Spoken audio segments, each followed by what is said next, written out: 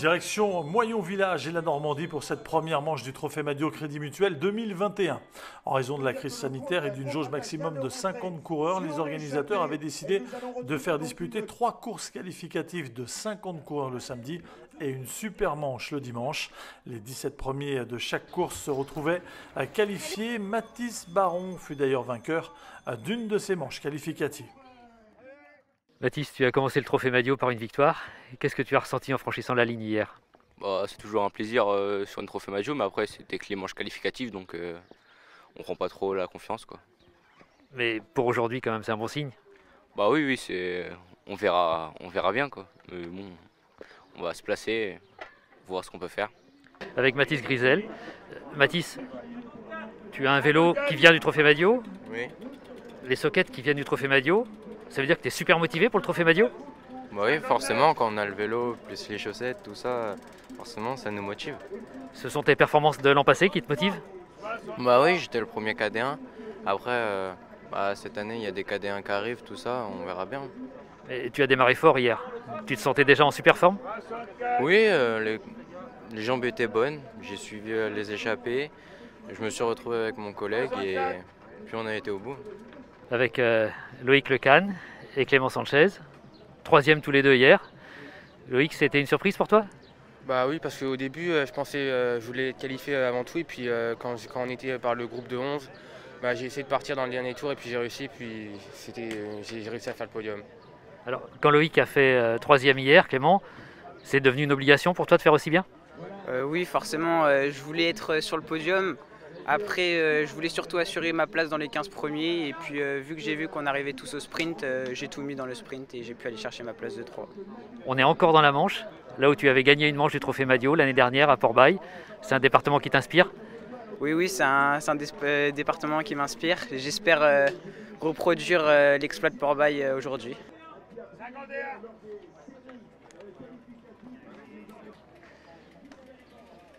Mathéo, tu es souvent favori au départ des courses.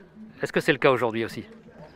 Peut-être, vu que j'ai fait troisième hier, peut-être que je suis favori, mais en tout cas, dans ma tête, c'est clair, je sais ce que je dois faire aujourd'hui, quoi. Moi, je vais essayer de dynamiter la course, attaquer, pour que peut-être qu'il y ait un résultat à la fin, quoi.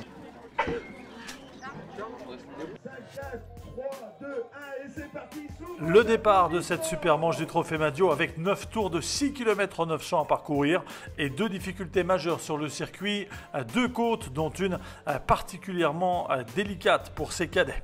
Les 3 premiers tours sont assez relax pour les coureurs, l'occasion de faire plus ample connaissance avec quelques-uns des favoris pour ce Trophée Madio 2021, des cadets interrogés par Jean-François Quesnay. Quand on a un père qui a fait du vélo, on a la pression pour réussir?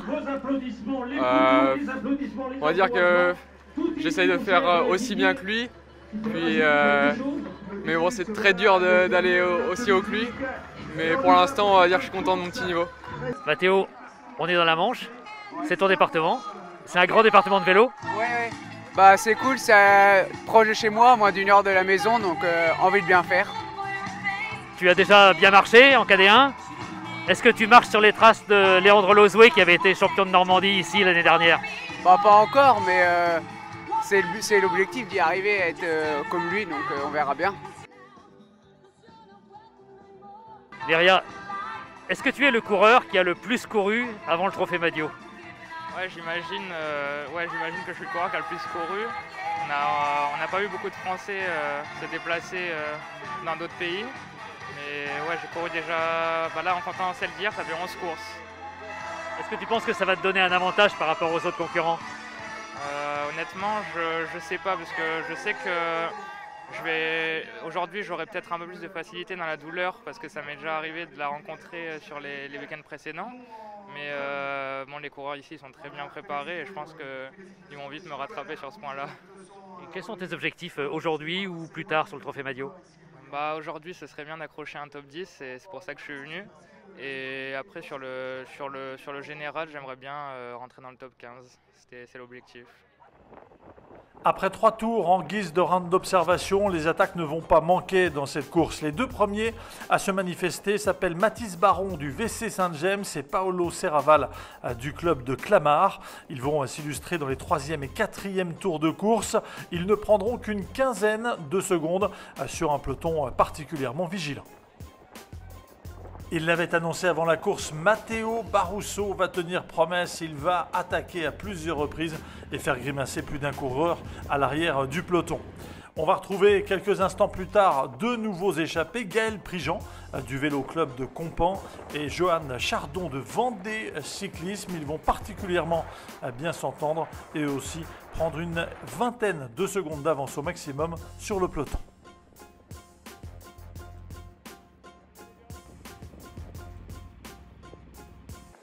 À 3 tours de l'arrivée, nouvelle échappée avec deux garçons qui eux aussi vont bien s'entendre et faire la différence sur le plat. Tom Hertelet de Nogent-sur-Oise et Edwin Mercier du Vélo Club de Compan.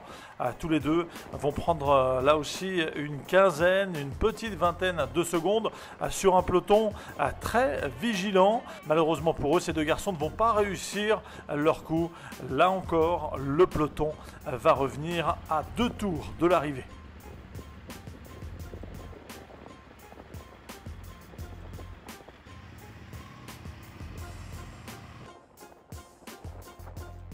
Les différentes échappées ne donneront rien.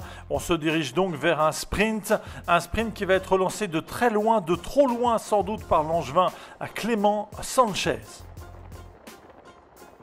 Clément Sanchez coiffé sur la ligne par Matteo Barusso du club de Creuse Oxygène qui s'impose en costaud devant Mathis Grisel et Antoine Barrière.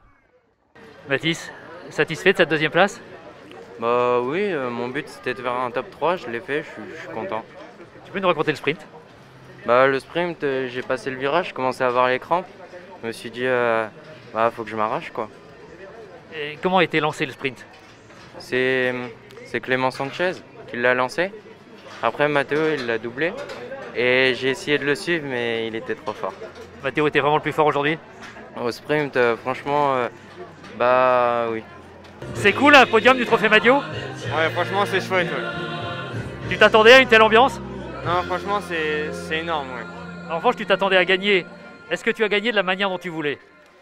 Oui, j'ai gagné au sprint. Après, j'aurais aimé gagner tout seul, mais c'est comme ça. Et qu'est-ce qui a fait que dans la course, c'était pas possible de sortir tout seul ?